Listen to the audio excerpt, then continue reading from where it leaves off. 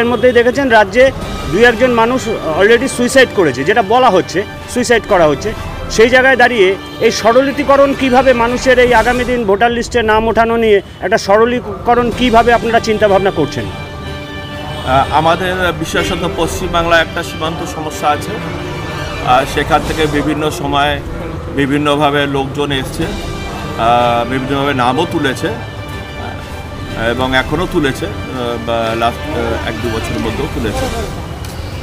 তো সেক্ষেত্রে আমরা চাইব যে এসআইআর হোক, বাট বৈধ ভোটাররা যেন কেউ বাদ না যায়।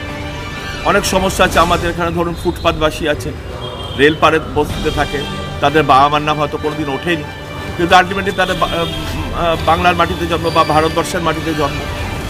অনেকে রেড লাইট এরিয়া সেক্স ওয়ার্কাররা রয়েছে, বিভিন্ন রকম হোমে বড় হয়েছে, অনেক মানুষজন আছে, বিভিন্ন রকম অনাথ আশ্রমে মানুষ হয়েছে।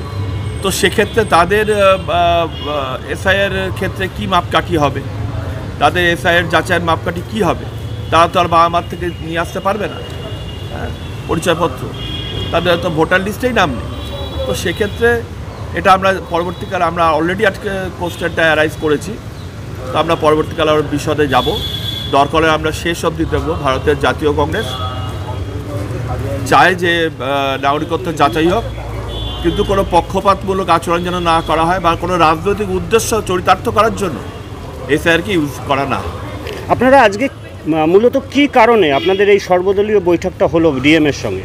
যেহেতু এসআইআর চালু হয়ে গেছে অলরেডি, সেহেতু ডিএম আমাদেরকে ডেকে বিভিন্ন প্রসেস বোঝালেন যে বাড়ি বাড়ি বিএলও যারা আছে তারা যাবেন। সেক্ষেত্রে আমাদের তরফ থেকে পলিটিক্যাল পার্টিসের তরফ থেকে BLA 1 বা BLA 2 কী ভূমিকা, কীভাবে আমরা কোঅর্ডিনেট করব, সেটা কিছুটা বোঝাতে পারলেন। কিন্তু ভারতবর্ষের নাগরিকত্ব যাচাইয়ের ক্ষেত্রে একজন বৈধ নাগরিক মানে ভারতবর্ষের মাটিতে জন্মগ্রহণ করেছেন, হয়তো তার সঠিক পরিচয়পত্র নেই, সে যেন বাদ না যায়, এটা আমরা দেখব।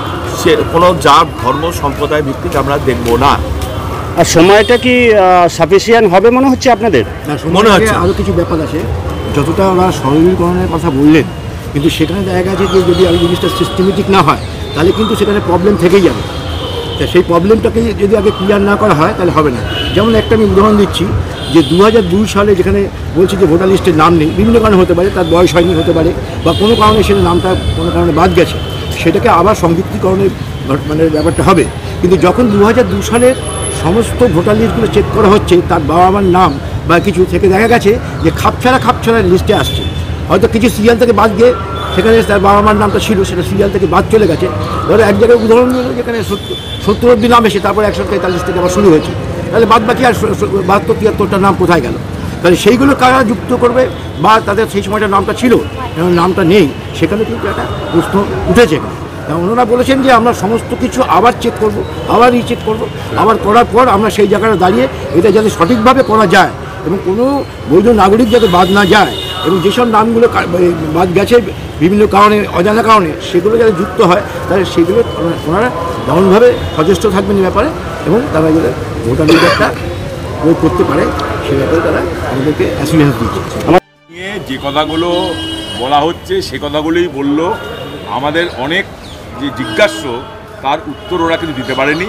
ওরাও বলছে আমরা এটা জেনে নিয়ে আপনাদের বলবো, কিন্তু আমরা যে কথাটা স্পষ্ট করে বলেছি, এই যে কথাটা বলা হচ্ছে যে স্বচ্ছ ভোটার লিস্ট হবে, এটা নির্ভর করে কিন্তু বিএলওরা কীরকম কাজ করবে তার উপর। এই যে 3 বার যাবে বিএলও, কোনো বিএলও ইন্টেনশনালি 3 বার এমন সময় গেল যখন আমি নেই, তাহলে কি হবে? উত্তর দিতে পারেনি। এবং এখন একটা ভলান্টিয়ার নিয়োগের কথাটা এসছে বিএলওর সঙ্গে।